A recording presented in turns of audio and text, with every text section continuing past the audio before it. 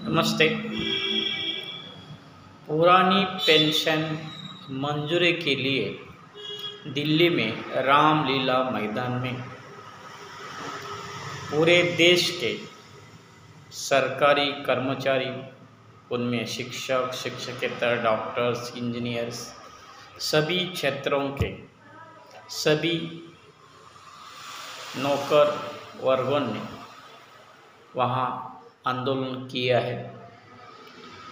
तकरीबन पूरे देश में 797 जिले से 2 से 3 कोटि तक ये सब कर्मचारी अपने पुरानी पेंशन के मांग के लिए इकट्ठा दिल्ली में हुई है। ये जी मांग है उनकी पुरानी पेंशन, ये रास्ता है, क्योंकि पूरा देश चलाने में सहयोग इन लोगों का ही रहता है।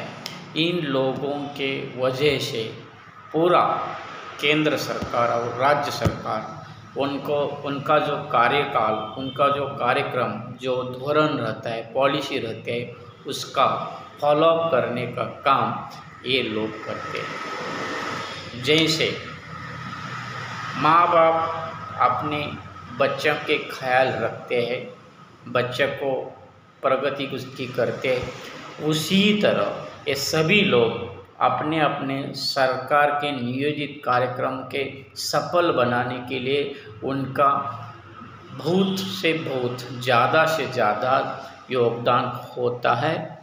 इसीलिए जब ये सर्विस में रहते हैं तब ये बच्चियाँ बनकर सरकार के काम करते हैं और सरकार के बेटे रहते हैं।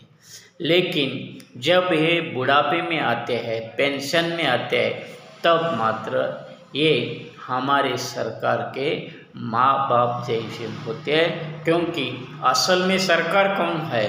असल में सरकार ये जो सब कर्मचारी लोग हैं ना, यही सरकार चलाते हैं। इसीलिए मेरा राय यह है, जब ये रिटायर्ड होते हैं तब ये सरकार से असली यही बाप है। और हमारी हिंदू संस्कृति ये कहती है, हमेशा माँ बाप के ख्याल रखने की जिम्मेदारी बेटों की रहती है। इसलिए मैं ये कहता हूँ, ये जो लोग रिटायर्ड होंगे ना, तो हमारे सरकार के यही असली माँ बाप है। और इस असली माँ बाप की कर्तव्य उसकी रक्षा करना, उसको सुरक्षा देना, ये जिम्मेदारी हमारी मतलब सरकार की रहती है। और इसीलिए उनको जूनी पेंशन देनी ही ज़रूरी है।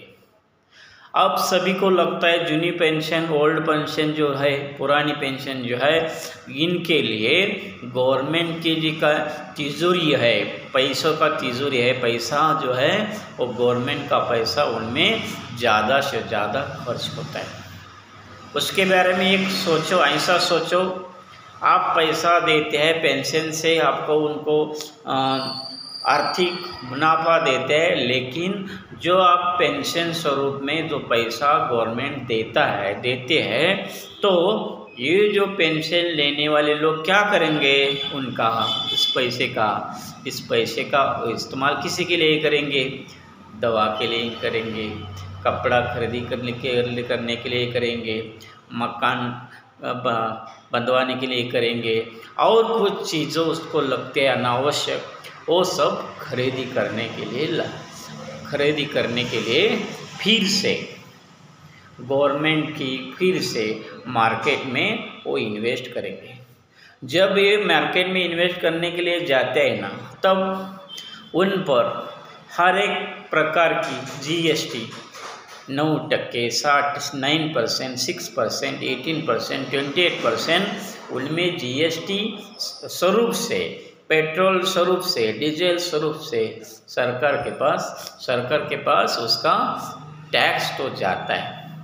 इनका मतलब ये है, एक तरफ से उनको पेंशन देना है और दूसरी बाजू से GST और किन किन प्रकार से जो टैक्स रहते हैं उस तरफ से लेना है।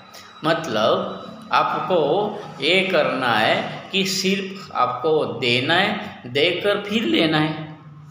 इस कारण से आप आर्थिक गणित, आर्थिक मुनाफा, आर्थिक कैलकुलेशन आप कर रहे हैं ना, हमारा उनसे तालमेल नहीं होता, पैसे के इंक्रीज डिक्रीज नहीं होती, तो वो सब झूठ है।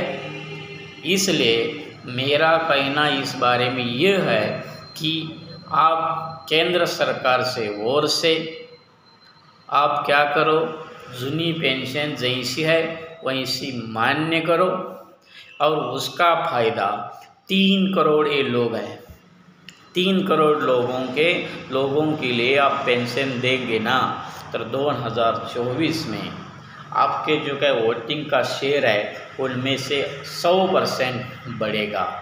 इसलिए आपको देना होगा।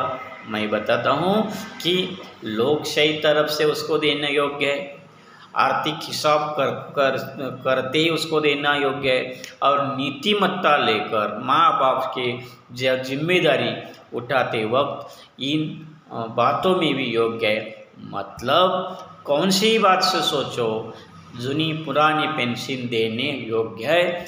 इसीलिए मैं मेरी राष्ट्रीय शिक्षण संघ के नाते, उनका राष्ट्रीय अध्यक्ष होने के नाते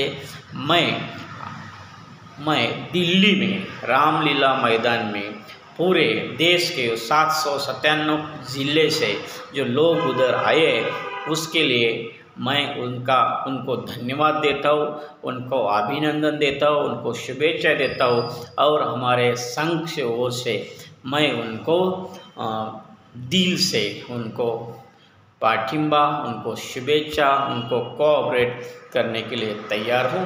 धन्यवाद।